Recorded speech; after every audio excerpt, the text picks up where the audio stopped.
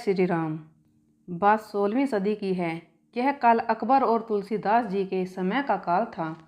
एक बार तुलसीदास जी मथुरा जा रहे थे। रात होने से पहले उन्होंने अपना पड़ाव आगरा में डाला। लोगों को पता लगा कि तुलसीदास जी आगरा में पधारे। यह सुनकर उनके दर्शनों के लिए लोगों का तांता लग गया। जब यह बात बादशाह अकबर को पता लगी तो उन्होंने बीरबल से पूछा कि तुलसीदास जी कौन हैं।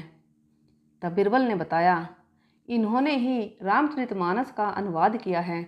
यह राम भक्त तुलसीदास जी हैं। मैं भी इनके दर्शन करके आया हूँ। अकबर ने भी उनके दर्शन की इच्छा व्यक्त की और कहा, मैं भी उनके दर्शन करना चाहता हूँ।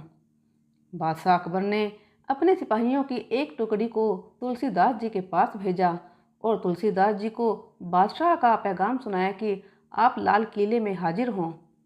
यह पैगाम सुनकर तुलसीदास जी ने कहा कि मैं भगवान श्री राम का भक्त हूँ। मुझे बादशाह और लाल किले से मुझे क्या लेना देना, और लाल किला जाने के लिए साफ मना कर दिया।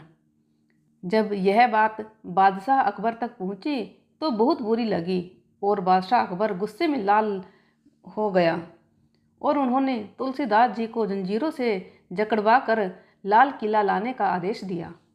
जब तुलसीदास जी जंजीरों से जकड़े लाल किला पहुँचे तो अकबर ने कहा कि आप कोई करिश्माई व्यक्ति लगते हो, कोई करिश्मा करके दिखाओ। तुलसीदास जी ने कहा, मैं तो सिर्फ भगवान श्री राम का भक्त हूँ, कोई जादूगर नहीं हूँ जो आपको कोई करिश्मा दिखा सकूँ। अकबर यह सुनकर आग बबूला हो गया और आदेश दिया कि इनको जंजीरों से जकड़ कर काल कोठरी में डाल दिया जाए। दूसरे दिन इसी आगरा के लाल किले पर लाखों बंदरों ने एक साथ हमला बोल दिया।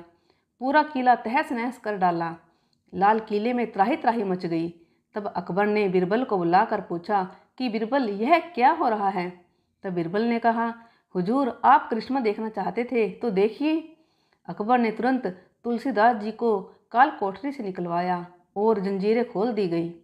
तुलसीदास जी ने बीरबल से कहा, मुझे बिना अपराध के सजा मिली है। मैंने काल कोठरी में भगवान श्री राम और हनुमान जी का स्मरण किया। मैं रोता जा रहा था और रोते रोते मेरे हाथ अपने आप कुछ लिख रहे थे।